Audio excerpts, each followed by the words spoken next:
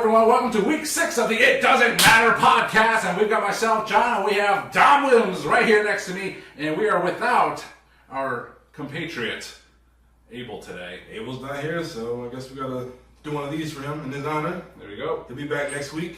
Yes, he will.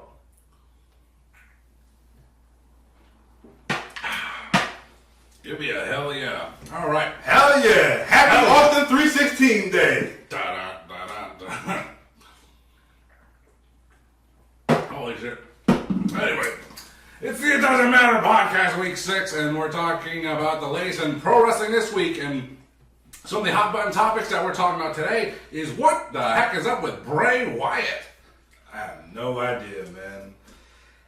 What are we hearing out there about It's Bray? crazy because we noticed that we didn't see him on SmackDown last week. We didn't see Lashley, so they just kind of faded that. And Monday, nothing. And Tuesday morning, there was an alert on Wrestle News, and it's saying either he's having some physical issues or creative control problems, and dude's always got issues, some sort of way. Dude always has issues, and so I think maybe he could have an actual medical issue, and those are never fun for anyone if you're in wrestling or not in wrestling. So he could have a situation, and just the wild internet community could just make things up, such as, oh, you know what, he's sick, but no, it's really creative issues. But we as fans, we don't know. Shit, how the hell he been sick? He been healthy for fucking 2 years now. He been gone since all this. He got JoJo on the side. He got the little kids. He's good. There was a period of time he was in tremendous shape. Like really fit, especially when he was the Mr. Rogers version of himself. But when he came back to WWE last fall, he didn't look as in shape as he was before. Which we're not shaming anyone here. Looking like Husky Harris, that's all. Looking like his old gimmick, perhaps bringing that back. But Bray Wyatt versus Lashley at WrestleMania, it's to be determined at this time. And Lashley, I think he tweeted something about he just wants to face anyone at WrestleMania. Give him somebody. This is a good way to introduce a brand new character if WWE has a plan to re-sign anybody or sign somebody in general for WrestleMania. How Seth Rollins had the Cody treatment last year at WrestleMania is a good way to introduce somebody. Maybe Bray will take a vitamin C and get better all of a sudden. We don't know. Hey, what about Uncle Howdy? Bo Dallas. Oh my God! You know what? They could, if they really want to, they could continue the feud with Bray Wyatt in some form, with Uncle Howdy taking his place as a surrogate, somewhat. But it's a pretty lame squash match to have at WrestleMania on night 1, perhaps. Well, what if it's a work? What if it's a work? Alexa Bliss is gone too. You can get Sister Abigail and Bray. They all come out and do some freaky shit at WrestleMania. Lights turn out in LA, and you never know. Well, Eric Rowan, Redbeard, Mr. Redbeard. If you say you don't have a path to WrestleMania, now Lashley is one of those guys that doesn't have a path to WrestleMania, and someone else who also claimed they didn't have a path to WrestleMania this year was Bayley. But I think she's tied up in that Damage Control 6-woman match. I called it. Yeah, I called it. They took Trish out before Raw earlier that night. And you were nice? Yeah, backstage. Backstage. Beautiful restaurant called Backstage Assault. Man, that was a good makeup job. Trish on her face. Those battle wounds, supposedly. I think she had that makeup job before she was assaulted by anyone. But hey. You know what I seen the other day? Somebody said Trish Stratus and Lita right now is this version of Mae Young and Moolah. That's so disrespectful. That's hurtful. That's terrible. That's hurtful, but that means we old. We old, but hey, they won't do Bronco Busters, whatever. I'm fine with that. I would pay extra for that VIP meet and greet experience with a photo and an autograph. Anyways, more news: the Great Muta being announced into the WWE Hall of Fame class, right behind Rey Mysterio. Congratulations. Yeah, well deserved. Hall of Fame career. What do you remember about the Great Muta? I mean, you were a big WCW fan in the early 90s, and that's kind of when he made his big jump into the American wrestling scene. I didn't know much about Muta. It was like way early. It was like 92, 93. Yeah, he was there early. Yeah, he was early. I was still like 3 years old, 3, 4 years old. But from what I'm seeing, it was cool. The dude had the face paint, like Sting at the time, but he had the dark hair. And I always thought the coolest thing was how he used to spit the mist in people's face. Like Ric Flair, hair all blonde, get that mist, all different colors. What do you think about Ric Flair being the one to induct him? There be any other choices to induct the Great Muta? Well, Sting works for TNA, so might as well call Flair. Yeah. Or, excuse me, AEW. See, that wasn't my area of knowledge for WCW at the time, so I don't, you have that memory, so that's a good memory. But the Great Muta, my Great Muta memory is when I started watching wrestling in about 96, 97, when he just came in, and one of my earliest memories is he just randomly joined the NWO. That was weird. He just abandoned Sonny Ono, and he just joined the NWO, which I didn't get. NWO Japan. Like, Yeah. They was trying to take over everything. That became its own thing, and but I like the Great Muta. I didn't know much about him watching him back at that time, but it's a very memorable character, memorable figure, and why not put him in the WWE Hall of Fame, especially considering this year is his retirement tour. I think he already wrapped that up. His last match was with Tetsuya Naito. A little single, but Nobles Day. Hop home. Has he ever had a run in WWE? Like, has he made any appearances or anything like that? I don't know. I don't think so. No. No? I'm surprised. You know why? Because WWE doesn't share their rosters, man. They keep it the way it is. So that Hogan match in Japan, was that? Yeah. Oh, well, except for that. That was in Japan. Yeah, that was in Japan, so. Was it Great Muta or was it Keiji Muta facing Hulk Hogan? Back around 93. I have no idea. I just remember Hogan was running down the ramp to do something simple. Well, do fans, I mean, you can watch the matches for yourself. You can find them on YouTube, New Japan World perhaps. But Hulk Hogan in Japan, it's such a mind F to see Hulk Hogan being in the gorilla position, the gorilla military press position by Road Warrior Hawk, of all people. It's like Road Warrior Hawk and Hulk Hogan fighting each other. It's a bizarre scene, but there's a lot of bizarre things in Japan, but that's a Google search you can do on your own time, not here on the It Doesn't Matter podcast, week 6. But the Great Muta going to the Hall of Fame, it should be a nice induction, especially with the Nature Boy, Ric Flair, inducting him. Woo! Woo!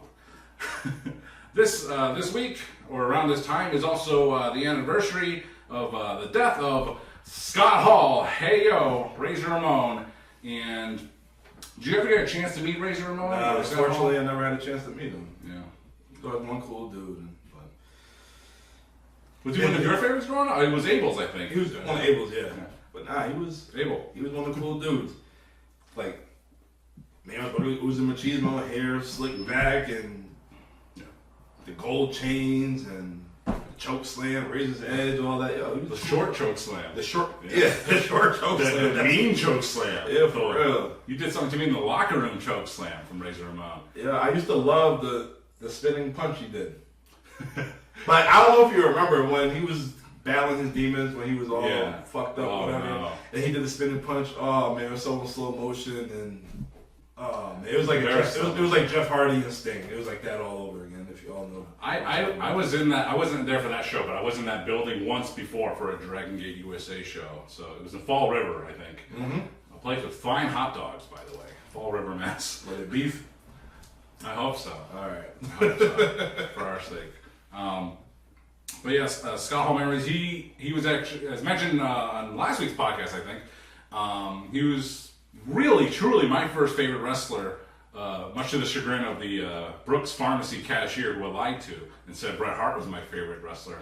But Razor Ramon, yeah, he was so cool. And shout out, gonna tag him on this, Angry Kirk on Instagram. He loves Razor Ramon because when he took the gold chains off, he says, something happened to this, something happened to you. Oh, yeah. Flip the toothpick. Yep. And even as Razor was, as the wrestlers do, they're getting beat down, he was still talking junk the entire time he was fighting. And that just shows the machismo that Razor Ramon was driven at that time. Yeah, I remember the ladder match. He's so cool, he walked under the ladder, knowing ladders give you bad luck. He came out there, eased his way under there, and he won the ladder match. I mean, that's a meme or on the internet as it is. Just walk anywhere. Everyone doing the Razor Ramon walk everywhere. Everyone does it. Damian Priest does it now as a great tribute. So his influence is far-reaching, and when he passed away last year, you just saw the outpouring of love and support from all his fans over the years because he was such a memorable character, and he gave it his all. He had his own issues over the years. One of those guys that you would say, he never won a world title, but probably he should have. He should have at least one time. Even if it was in WCW, he should have. Yeah. He was the man. I seen his Hall of Fame speech. Was that New Orleans? It was New Orleans. Oh man, hard work pays off. Dream come true. Yeah, one of the most Good times last, but bad guys do. Oh yeah. And you know, Scott Hall was such a technician, if you will, very very cerebral too. He was just such a smart guy in wrestling, and looking back at that Hall of Fame, were you at that Hall of Fame? I was there. Yeah. As was I, and it was a very emotional Hall of Fame for me, for many people, but for me, as I can recall, and him having such a short speech, but to the point, very memorable, not a one-liner, and that's like vintage Scott Hall right there. You just know he crafted that personally. But you know, Razor Ramon, one of the greats, and a toast to his 1 year anniversary of passing. Hey, yo. Hold on, before since you mentioned Hall of Fame, Yeah. I seen something today. It said that the reason why Rey Mysterio is the headliner for the Hall of Fame this year is because Batista's filming a movie right now. Another movie right now. Because, you know, WrestleMania is in Hollywood, LA right now. Yeah. He's supposed to be the headliner. What do you gotta do? You gotta call, next one up. Rey Mysterio. Well, there's a built-in storyline, perhaps with this year in particular, that may be true as well. With Rey Mysterio rumored to face Dominic Mysterio at this year's WrestleMania, but Rey just absolutely refusing to face his son in any way, shape, or form, not lifting a hand at him, nothing of that sort. So, but we as fans know what the WrestleMania match is going to be. He's a terrible father, man. He is a terrible father. This is how you treat him down. Were you treating him now? No, or back growing then. Up? Yo, all his friends got Mercedes. Listen. Dom got a BMW. Wasn't in the M class. Come on, man. How you gonna do that? Oh, such a great line. I didn't know BMW sucked. Yeah, for real. I'm sorry, I didn't do that. It's news to me. Let me just take my Kia Sorento for a ride here. Kias are allegedly good cars too. I don't know. I don't have a Kia or a BMW or a Mercedes. But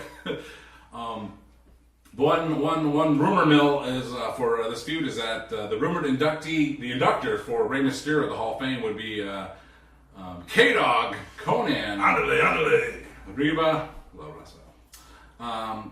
So, what can instigate Rey? What can get Rey so upset that he's going to break his own code as a father and fight his son at WrestleMania with seemingly no build? But this has had a lot of build. It's been building since the summertime. They don't need to announce it 2 weeks beforehand. They can announce it the day before WrestleMania, especially if it's a 2-day WrestleMania, saying the Hall of Fame is filmed on Friday night after SmackDown. WrestleMania Night 1 the next day, WrestleMania Night 2. They'll advertise it sometime next. I don't know. Maybe you guys smack his mom, his actual mommy, or something, or abuela, or whatever. I don't know. Well, we're thinking that Dominic will. So if Conan is a presenter and he is in pretty, he's in poor health, but he can still probably make it to do a nice speech for Rey. That Dominic will do something dastardly to Conan to entice Rey to fight him at WrestleMania. So that is one theory. J-Town down. Yeah. Something like that. Another announced match for WrestleMania this past week on Monday Night Raw was the Rated R Superstar in Finn Balor in Hell in a Cell. It's a match that's been alleged for a long time now, and it's actually been announced. It's official, and I can't wait for that. That's going to be a hot-ass match. What do you think about that? Do you kick off WrestleMania with that match? Oh, my goodness. Well, listen, the cage is going to be there the entire time. Yeah, so you might as well kick off the show like that. I mean, so do you think they're going to gimmick it up, Brood Edge and Demon Finn Balor? Hey, Balor did say something the other day, you're going to bring the demon out of me or something like that. Something in those lines right there. So I wouldn't mind seeing the Brood and Edge come up, and then the Honest Day hits, and then Finn crawling around the ground, and you get that oh my god, holy shit moment. I would love that, just to stare off, and then even if it doesn't make sense, that would be so freaking cool. Go all out WrestleMania. I mean, it would make Balor a face in that match, though, wouldn't it? Yeah, because we haven't seen it in a long time. I think it was the last time we seen the Demon. Roman. And Roman. lost. Yeah, and he lost. Yeah, so. Golly.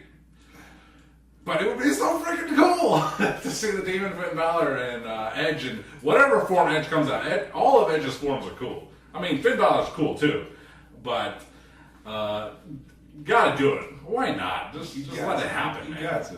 Oh, yeah, it'd be so dope. But opening WrestleMania, that's a hot way to open it. Yeah, so from what we know from WrestleMania so far, we have Finn and Edge. Right. Omos and Brock, which I'm looking forward to. That little stare down they had one day, and Brock stepped on his foot, and then Omos just threw him over the top. Clumsily got thrown over the top. Yeah, so that's got me curious. So you know you got Damage Control, Becky, Trish, and Lita. Yeah. That's gonna be a middle of the card type match. They should come out to Moolah's old thing. Oh, the piano. Oh, mercy. Yeah. Grab me a Snickers. Yeah, so you got that. So you got Cody and Roman. That's going to end. That should open the show. No. Just like WrestleMania 35 with Seth and Brock. Just a quick memory from WrestleMania 29. WrestleMania 29. And, that was the main event of WrestleMania 29 was The Rock and Cena 2. Okay? And they had a hype video in the middle of the show, somewhere not late in the show, and I was like, oh shit, they're going to put CM Punk and Undertaker last, and they're going to put Rock and Cena too, because it is the second time. They could bump it up and have it earlier, and I was hyped for that video, but it wasn't meant to be on that day. But speaking of Rock and Cena, they had an episode of WWE Rivals on the A&E network featuring the Rock and John Cena feud. And Don, you checked it out. And how was it? That brought me back, man. Because I remember when Cena came back, or The Rock came back to Boston. Yeah. Talking about I'm never leaving and all this other stuff like that. Came up with the I Bring t-shirt. Then they announced he was going to be the host for WrestleMania 27. And The Miz versus Cena. And then Cena got involved. And then I think, what was it? The next night, whatever, they advertised. Mm-hmm. Let's do this. 1 year from now. And then Cena just running his mouth, blah, blah, blah. Rock's not here. I'm here every week. Next, everything Cena is saying is good. Then as soon The Rock hits the mic, the mic just turned on Cena. But everything changed when somebody spotted that The Rock had notes on his hands and nobody knew. I got a problem with that. Everybody has a problem with that. Well, you think that's a shoot? Oh, come on, man. I know, hey, we're living in the world of real and kayfabe here, brother. But the narrative WWE tells, or the lore is that, yes, The Rock did write notes on his arm next to his giant-ass goosebumps, all right? But to call it out like so, John Cena, that's not a shoot. That was planned. But I will give you this. I am, in the Rock Cena feud, I'm a Rock guy. I'm a Rock guy, too. You're a Rock guy as well. Okay, yep. That's good. We're on the same side here, so no problems. But being that I'm a Rock guy, it's like, oh, John Cena pointed out, The Rock's writing notes on his arm. It's kind of like, listen, The Rock was whooping John Cena in every single aspect. The Rock is not stupid either. He's very intelligent. Speaking as a Rock fan. But The Rock knew he had to give John Cena something. And The Rock was like, you know what? I'll give him this. I'll give him that. He can. The Rock, John Cena can mock me for writing notes on my arm. He gave that to John Cena. You believe that? A lot of things I hear or rumor that I came to my own conclusion. I can see that. The Rock gave that to John. John Cena has nothing on the Rock. He gave that to John Cena. Damn, because I'm blowing up Dom's mind right now. Yeah, because I never thought about it like that. Yeah, that's the narrative. Yeah, The Rock was killing every week. Yeah. He was. Rock is the #1 actor in the world right now, and then after Cena exposed him, The Rock, stuttering and shit like that. So I'm 6'7", 245 pounds of pyramid. I'll whoop your ass. So he had to turn around like that. But the only thing in that feud, the only thing John Cena that I can recall getting a legit one over The Rock was via satellite.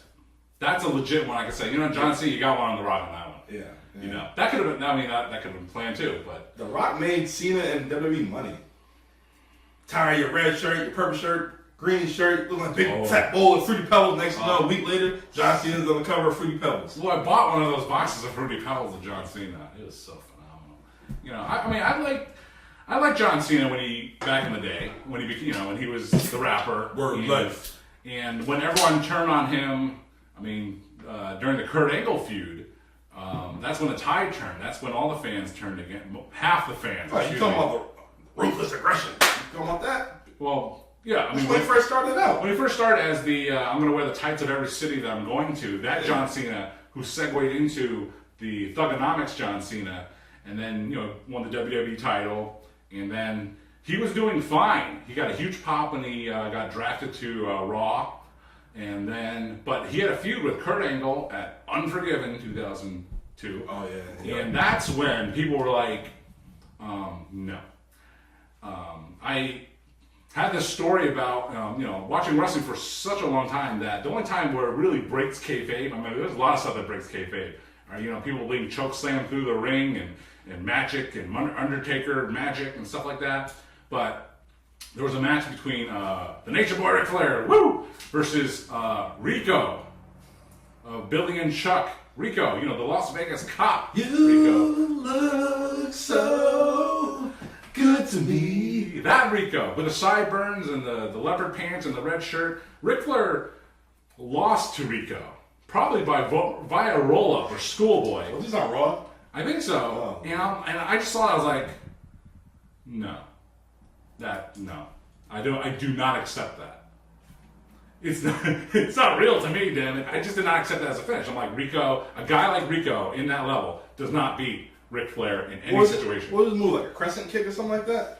I think he had it was the Ernest Cat Miller, the feliner, or the Cody Rhodes, the Shattered Dream? No, I know you're talking, Schoolboy's fine. For Rico against Ric Flair, yeah, Schoolboy's fine. Look it up on the Peacock WWE network. But that's a time when I didn't really believe in a finish there. And you know what? After drinking a shot for Abel and a bunch of these Broken Skull IPAs, what? I said IPAs, what? Stone Cold Day, what? I'm forgetting things. I'm losing my train of thought. That's okay. But The Rock and Cena on Rivals on A&E Network. I absolutely love that feud. WrestleMania 28. Did you go to Miami that Nah, man, I haven't been to WrestleMania in Florida yet. Okay. But that storyline was dope. Like the whole build, and then Cena said on the documentary, he was like, "Oh, I see what." Sorry. What? I remembered where I was. Week 6 of the It Doesn't Matter podcast. I remember what I forgot.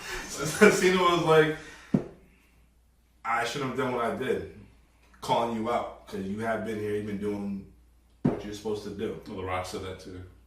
No, that's what Cena said. Cena said that to The Rock. Cena said to The Rock after the match. Oh, after WrestleMania 28, he said that. He was like, I shouldn't have to call you out, because I know it's kind of me being in the role I'm in right now. Oh yeah. It's tough. You can't balance it. You can't balance the gym. You can't balance movies, and you can't balance wrestling. John Cena totally backtracked. He did. He's Rock right now. So what's the worst offense, really? Yeah, but I did like the build up to the next one. So months later, The Rock beat CM Punk for the title at the Royal Rumble. Cena wins the Royal Rumble. Everybody, didn't think they're gonna be Rock and Cena one more time. It happened, but it was a different storyline. So they went in. They did the thing, and Cena or Rock passed the torch. Did the job. He did the job. If you want to say, he did the job. Just like if you could refresh my memory, what was the storyline heading into the second part like? So, The Rock won the Rumble. Yeah, the title match. Won the title. Yeah. Yeah, and then he's there. The next day on Raw, he changed the title. He got rid of the spinning shit and got the big WWE belt. Ooh, yeah. He got that. And that same, the Royal Rumble. Yeah. Cena won the Rumble. Yeah. So, you got 2 months to build. And that's it. So that's how it happened again. That's the story right there. WrestleMania in New Jersey.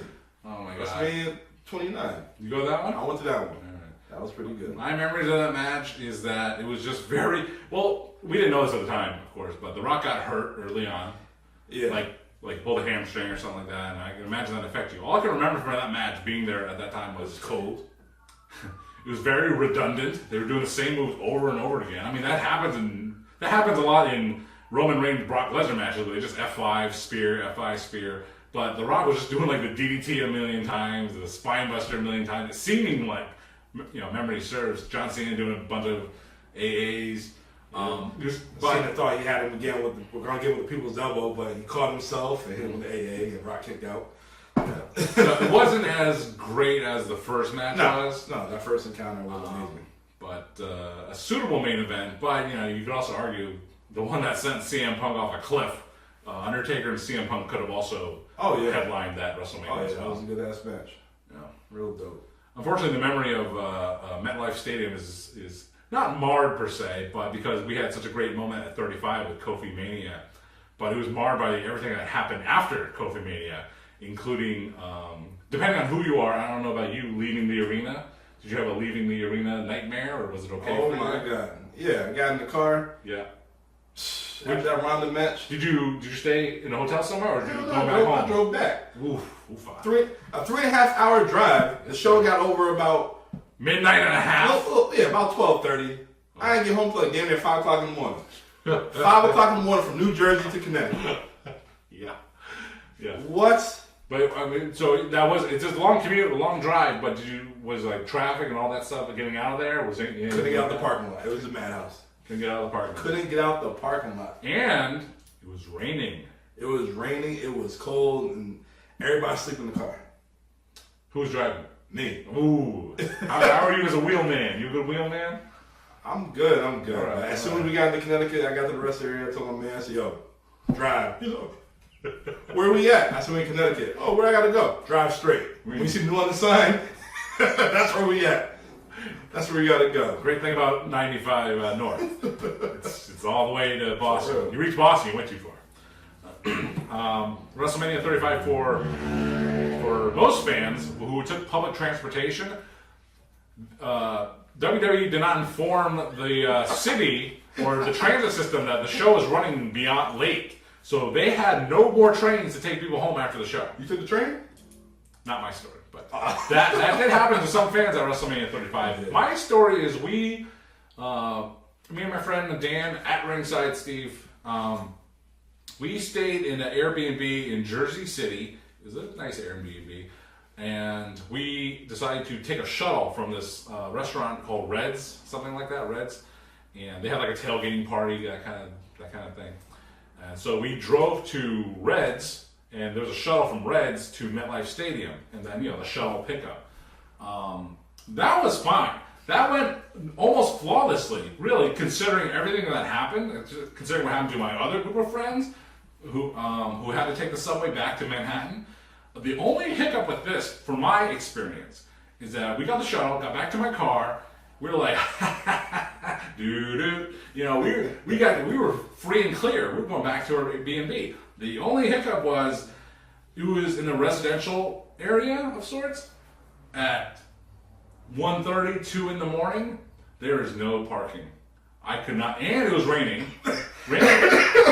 Raining cats and dogs. It wasn't a problem when we dropped off at the Airbnb in the first place, but we could not find parking near our B&B to save our lives. And of course, at that time of night, there's no parking lot or garage or anything like that nearby. So me and my buddy, we circled the whole area for seemingly hours looking for a spot. And I told Dan, I was like, dude, just get out, go to the B&B. And to his credit, because I feel bad, I was taking the responsibility of me. I'm like, it's my fault. Let me take care of it. He's like, I'm not leaving you. Aww. We stick together till the very end. And we found like a parking spot somehow, somewhere. I'm like, who's going to move their space in a residential area at that time of day? Who? No one. So, something in the car? No. We found something. I was like, this is good enough for now. Go back, walk to the B&B. We sleep, whatever, and you're not really getting good sleep anyway. I hear something outside of the room. Someone leaving. I'm like, I go through the window. Shit, I got a parking spot right there. I'm like, fuck it. I go to my car. I move it to that spot. Okay, so and then I'm like, I'm happy. I'm like, yes, I did it. Like 6:30 in the morning, some guy left, and I got the parking spot. And then we're about to leave the B&B at 10 o'clock or something like that. And we both get out. We have our bags. We're ready. There's a meter maid Oh, shit. Literally checking. If I was 2 minutes earlier, I would not have gotten, I think, $150 citation for parking on the wrong side of the street on a Tuesday and not a Wednesday or whatever, you know, that kind of thing. I'm like, I always get traffic problems when I don't live there, which is a trap, tourist trap. All right, sorry. I know how it is. I got a ticket for parking in no standing zone in New York. All right, you can't stay. I can park. So such garbage, but that's just what it is, man. And it's like, hell, I should have found a parking something to pay $20 overnight versus this $100+ ticket I got. Just not the way you want to do things. Definitely not. But that's my story. So we got out scot-free. He's kind of like a guy who tunnels out of prison. It's like, yay! And then he tunnels into the warden's office. He got out all right, but he's still in trouble. But that was... So I remember when I was going back on like Rico and Ric Flair, how I didn't believe in that. So the angle that turned the fans on John Cena was actually Kurt Angle and John Cena, and they didn't believe that a guy like John Cena, who we loved as a rapper and all that kind of thing, and Kurt Angle, Olympic gold medalist and the wrestling machine, they're like, John Cena can't beat him legit in pro wrestling. So that's why the fans turned on him. And they had like a couple month program, and it just grew and grew. And people resented John Cena. It's like, no, you're not realistic enough. You can't beat Kurt Angle, and that's where the John Cena, half the fans booing. Most of the adult males started booing him, and mostly the kids and the women allegedly. Wasn't it the Taker feud that really put him over? Taker? Yeah, they had a pay-per-view with Vengeance. Vengeance, yeah. Yeah, I mean, because he was still a heel at that time. Yeah, Taker whooped his ass. Yeah. You play that moment in WWE 2K23. Oh, my It's now out.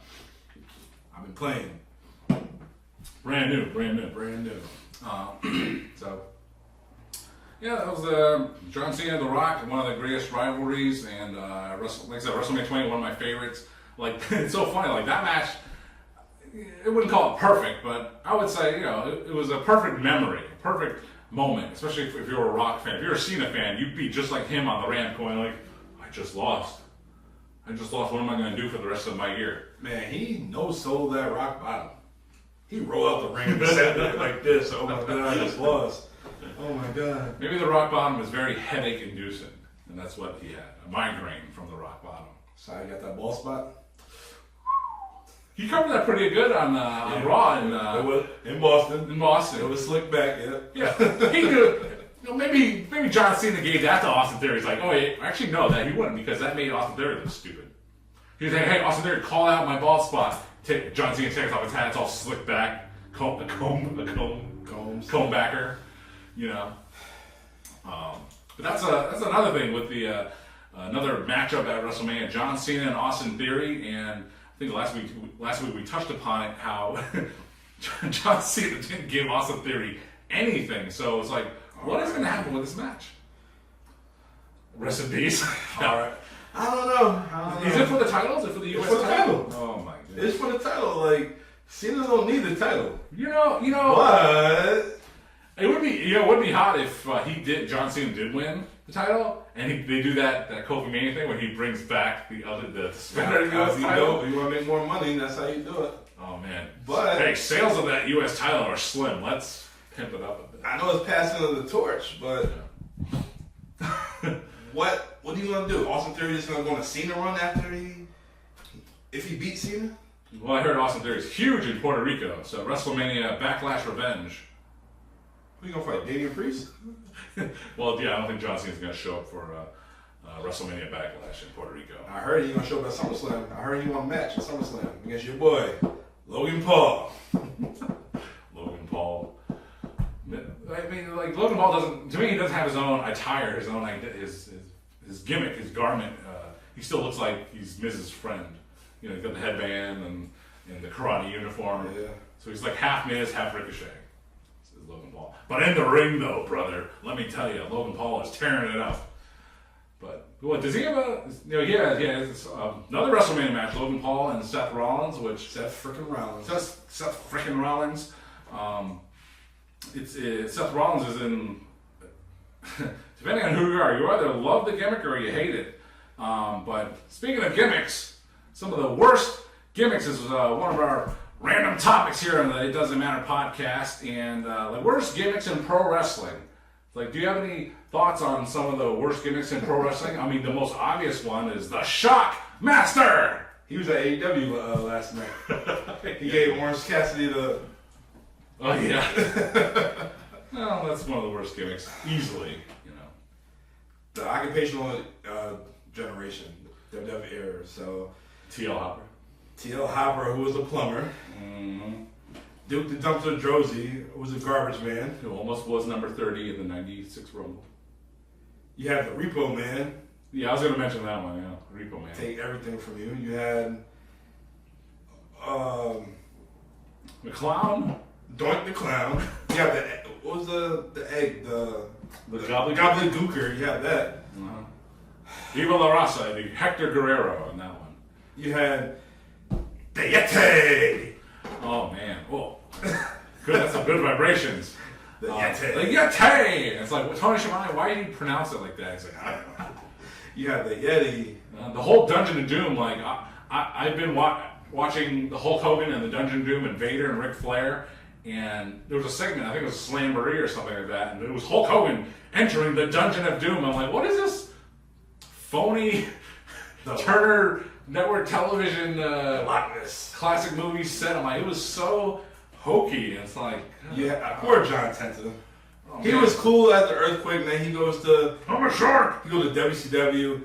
He's not an Earthquake. He's an Avalanche. Yes, he was the Avalanche. And after Avalanche, he goes to the Shark. And after the Shark, he goes to half head shaved. Yeah, he goes to John Cena. And then the big boss man himself. He was the Guardian Angel. I think. Guardian Angel. What? Yeah, he couldn't be the boss man. He was the boss. The boss. The boss. Yeah. Big Bubba. Big Bubba was probably the best gimmick besides the boss man. He was so fat. And then when he came back to WWF in '99 in the suit, I mean, he could still be fat underneath, but he's probably wearing Spanx or something like that. Oh, speaking, the worst gimmick is fucking Brutus the Barber Beefcake. What did you mean? Ed Leslie. He's a barber, man. He looked like a damn Chippendale dancer with fucking pants all exploding and shit with the holes in there. I kind of like that look. And, I can see you in that WrestleMania. Yeah, cutting and shredding. That's it. He had that. Yeah. He had the Z-Man. No, not Z. He wasn't Zubaz. He was Zebra print. What the fuck was he? The Zodiac. Zodiac. Yeah, he was a Zodiac. Who? Him? I don't know. He was a Zodiac. Yeah. He was Brother Brudai. Big Brother Brudai, brother. Yeah, I did not know that was Brutus, the Butcher. In the NWO, I had the beard. The Disciple. The Disciple. I did not know that was him. The lone member of the One Warrior Nation. Fucking Eric Bischoff said, only reason why Brutus had a job because he used to carry Hogan's weed for him. I mean, that is a legend, yeah. The only reason why he got the job. I mean, Brutus ended up in the Hall of Fame himself. Where? WWE Hall of Fame? When? A couple years ago. I don't remember that. Hell no. You also probably forgot Jey Uso won an Andre the Giant Battle Royal. I vaguely remember that, but nah. Brutus was in the Hall of Fame. What year? I don't know. Google it. No. You Google it. Brutus did not win that. He's not in the Hall of Fame. Brutus the Barber Beefcake was in the WWE Hall of Fame. Yeah, he was. Maybe. No. Listen, I personally stopped paying attention to the Hall of Fame after 2014 anyway. You know, because you couldn't top that. Even though Kevin Nash was inducted the next year, and I'm a big Kevin Nash fan. Yeah, I seen that. No. Couldn't top it. It must be the earlier years. Maybe like the Brutus? Gorilla Monsoon days and shit. I'm telling you, it's one of the last couple of years. That's all right. We'll follow this up next week, week 7, on the It Doesn't Matter podcast. Some of the worst gimmicks that I have in my mind, nothing as blood boiling as Brutus the Barber Beefcake. Notoriously, Chavo Guerrero as Kerwin White, the golf pro. Just unfortunate. You know why he did that? What's that? How to get over.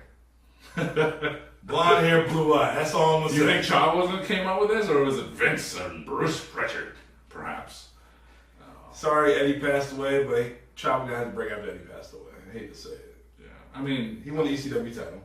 Ray won the Ray won the WWE title, but Is it bad to say that some of my favorite WrestleMania matches are the ones that were like under a minute? You know, Kane and Chavo Guerrero in Orlando, and one of the greatest matches of all time, The Rock and Eric Rowan at WrestleMania 32. yeah, The Rock had the He took off his gear. Rock had the windbreakers out. Big pop for that. That's an official match. Blowtorch and everything. That was dope. The entrance is more fire than the match. Oh my god, that was so cool. He's like, we have a match right now. He takes off all his gear. He's in his gear. And you know, that is so important to wrestling fans that you are in your wrestling gear. And even at that Mania 32, during the League of Nations and the New Day match. Stone Cold was in his gear. He had his... Man, no. He had his shorts. Well, you know, he had his working man gimmick on. And, you know, Mick Foley came out of his house and he was ready to go. And Shawn came out fully dressed, you know, how he usually is. If you believe Shawn Michaels' story, he's like, all right, Mick, all right, Steve, we're going to come out in our gear, right? We're going to get in real good shape. Yeah. And Michaels is the only one that did it. So it's kind of, it could have been like Mick Foley, he always looks like that. Foley looked like that, yeah. Foley always looks like that. So you can't really, but Stone Cold, I mean, what else are you going to come out in black tights and his knee braces, you know? It's to the point, you know, he's older now. Nobody wants to see him in the trunks. He's fine with the jean shorts on and he kick ass like that. I think he got hurt in that match. I mean, that segment too, just stunning. He did. Xavier. Yeah. But that was fun. That match was nothing, but the memory was really good. The New Day entrance with the Budios box was really good. That was dope. Yeah, WrestleMania 32. Check it out. More things on the worst gimmicks list. For me, memorable in a bad way is when Dolph Ziggler became the brown-haired, lean, and mean Dolph Ziggler with Vicky Guerrero. He only had brown hair for 1 week. After that, went right back to the blonde. They were so stupid. He went from, okay. Maybe he's naturally one color or the other, and he's like, I'm tired of dyeing my hair, bleaching my hair. Well, somebody took a dump on his head and they never stayed. They had a trading card. I have a trading card with that lean and mean look, and it's just kind of like you lost your whole identity with that haircut. You know, gone. Not really 1 week. 1 week, and he started dyeing it the very next week. We're like, yeah, that was terrible. Leaner and meaner. You can see that on Peacock or on YouTube. Hell, Well, any page. You can find it. Worst gimmicks as well. Anything Chad Gable related on the main roster. BG. Because American Alpha was pretty cool, and the Alpha Academy now, it was alright, it's kind of run its course a bit, but he's still doing good in that role. And Shorty GS was pretty awful. That was terrible. Quite awful. Not pretty. That was terrible. It's pretty deadly for his career, that's for sure. And now they're calling him an ugly. It's like, listen, he's a handsome fellow, okay? Like, he's not my type at all. But he's a good-looking dude. He's not a gremlin like they keep force announcing him on. He can't be in Maximum Male Models because they like Otis. Yes. Then we all like Otis.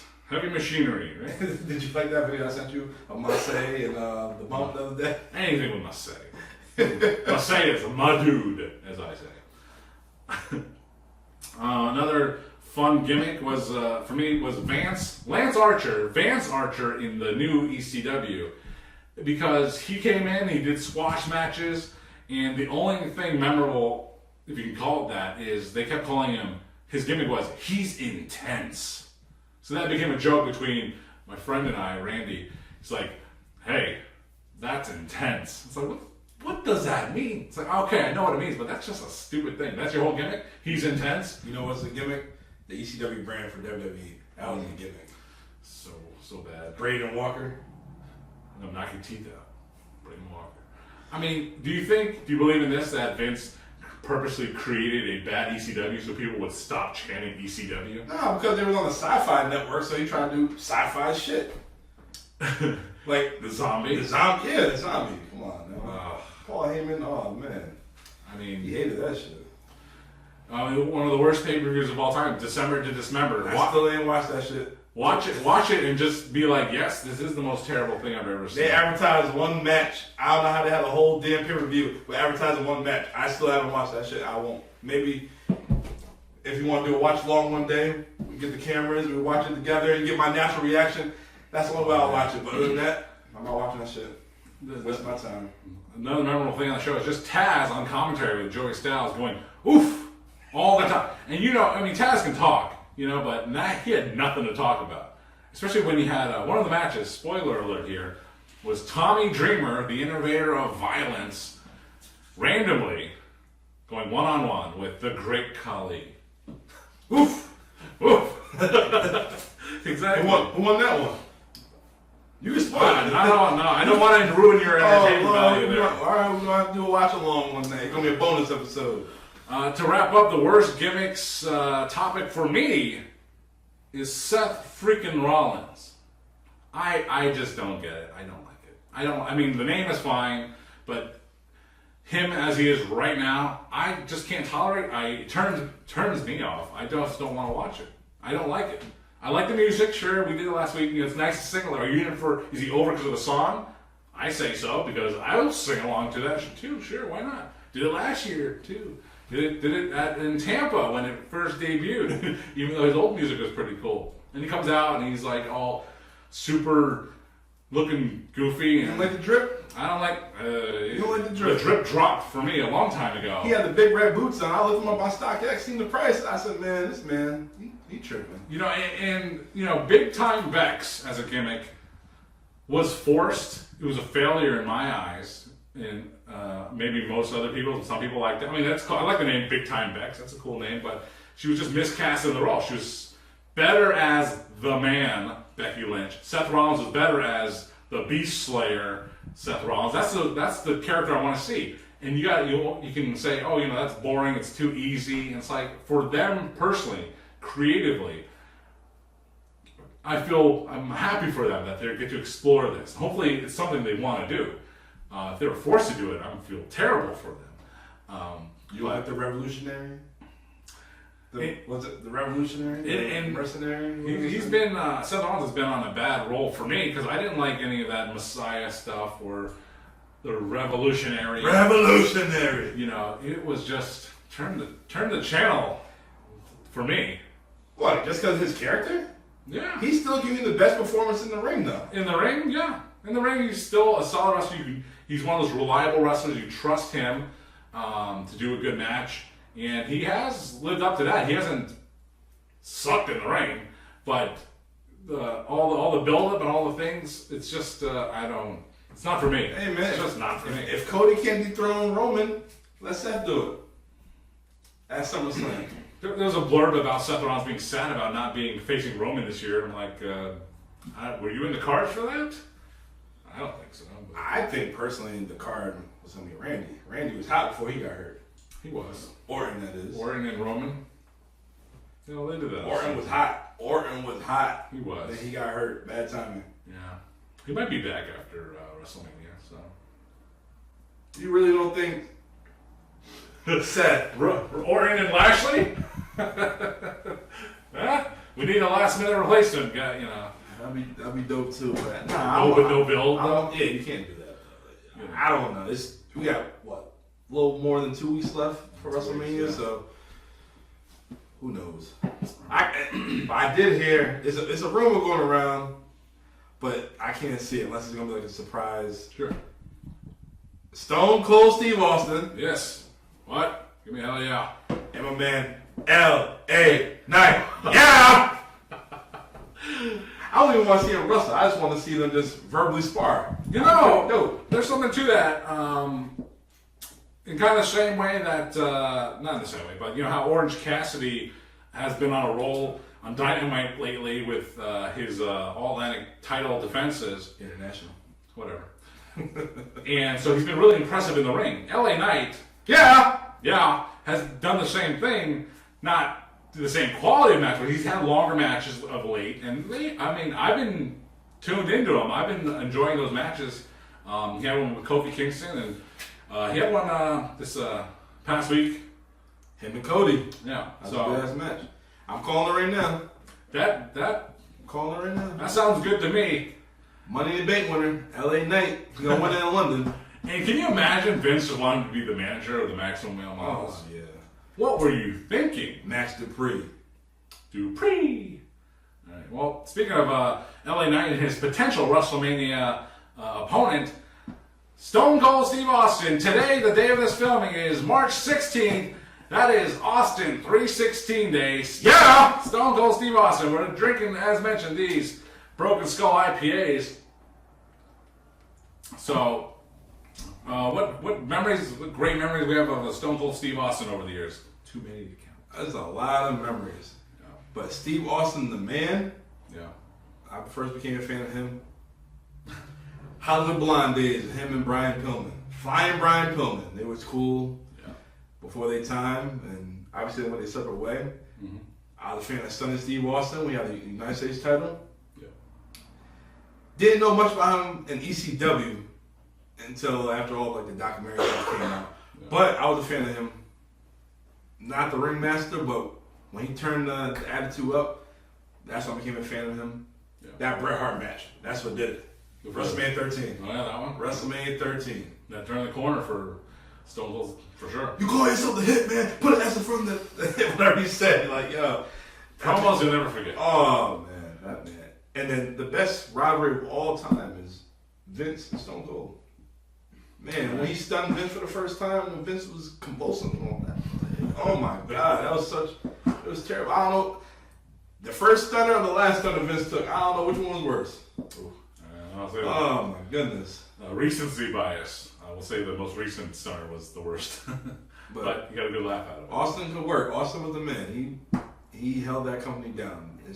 His trilogy with The Rock at WrestleMania. Oh yeah, the OG trilogy. I wasn't a big fan of WrestleMania 15, but the other two matches was pretty good. Mm-hmm. Oh, I love watching the one from WrestleMania 19 because it wasn't as long as the one in X7. That was his last match. Yeah. And it was his last match. It was like kind of the Swan song. Both of them they kind of just left after that. But it was an easy match to watch. It was easy to digest and replay. Is that the one when he didn't bring his vest? He forgot his vest. Or was that 17? No. He got his gear on this one. So 17, he forgot his vest. 15. The 15. Okay. First time they wrestled. Yeah. All right. So the last one. Yeah. It had what one last ride, something like that. Yeah.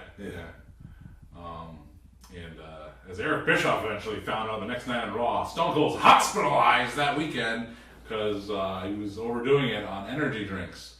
So he's no better than a kid playing Xbox at home. You know what I love? It was impromptu. Shit just happened. The hospital scene with him and Vince. Oh my God. And Mick Foley's there giving Vince the Sacco. debut of Mr. Sacco and all that. They had Yurko the Clown. Yeah. And then Vince just laid up in the bed.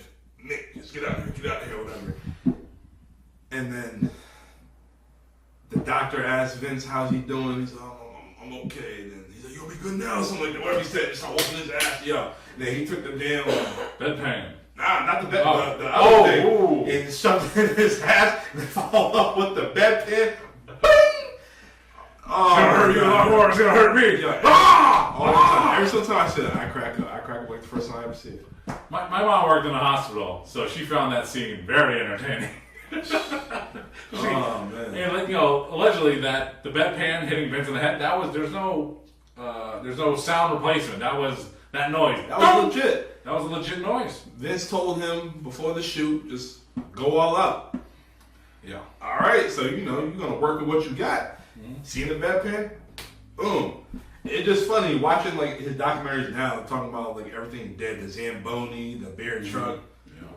He didn't have no prior knowledge of driving this stuff or operating it. He just did it. Right at it. Maybe that's the redneck in him. Who knows?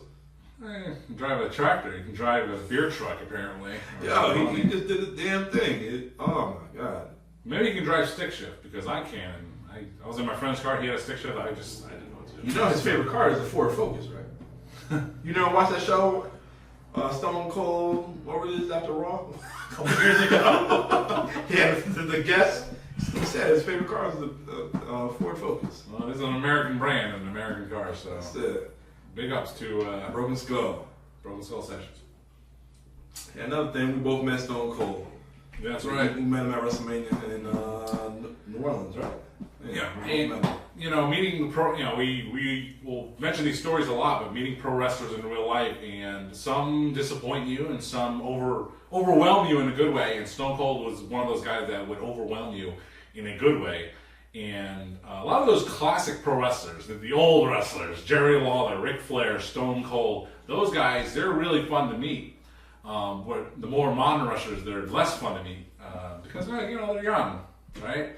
The older wrestlers can appreciate stuff, but Stone Cold, he was a man's man, if you will, and he's looked you right dead in the eye, give you a firm ass handshake, and when you say that when you met him? I said Brett's better. No, I didn't say that. You should have said that. I don't recall actually. I don't recall, but I do have. It's on YouTube. I do have a video. A guy behind me, took a video of me and Stone Cold, and he's signing my action figures, which is one of my. I collect action figures, so an autographed, defining moment. Stone Cold Steve Austin is one of the crown jewels of my collection. But meeting him was truly a highlight, and the only thing that could top that would be meeting The Rock, and that's probably never going to happen. Mark it on this day, 3/16/23. But meeting Stone Cold was great. Some memories of him is that his T-shirt, the Austin 316 shirt, all right, was one of the first wrestling T-shirts I ever bought and owned.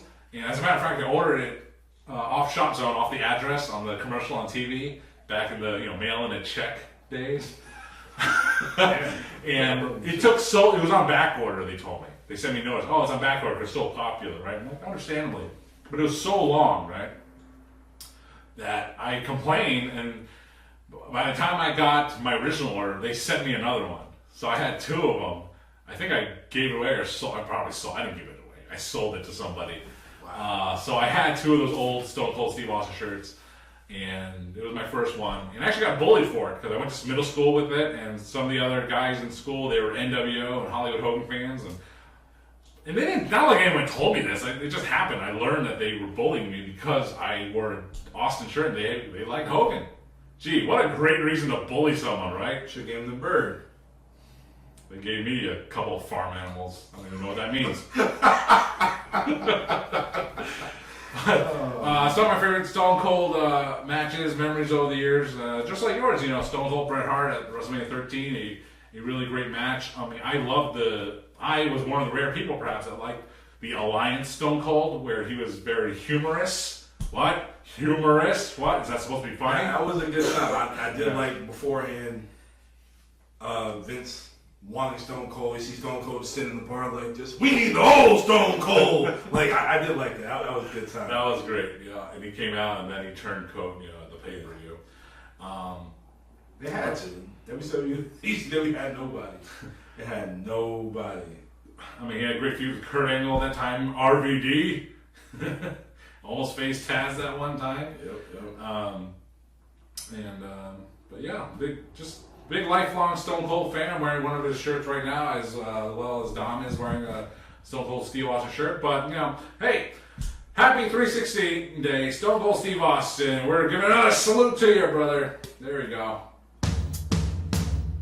All right, so happy 316 day. That's been week 6 of the It Doesn't Matter podcast. Thanks for tuning in. We'll see you next week With Abel. We love these endings. We'll see you next time.